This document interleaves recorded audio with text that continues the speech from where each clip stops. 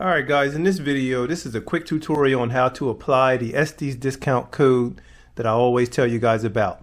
So what you do is you go to estesrockets.com and then you'll come to the home page and then you go to Rockets. This is an example. You go to Rockets by type, let's say scale, since scale is my favorite, and you come to the Liberty Bell 7, the Mercury Redstone. Then you click add to cart. Then let's say you're going to get some engines.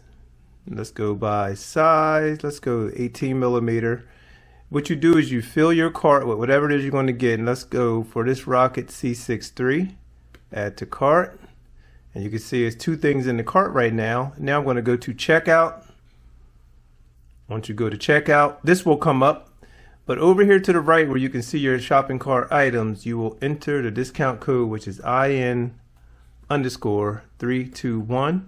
Once you put that in, hit apply, give it a couple seconds, and you can see it already applied, and you got $1.30 off the engines, and you got $2.99 off the Mercury Redstones, which bring the order now to $38.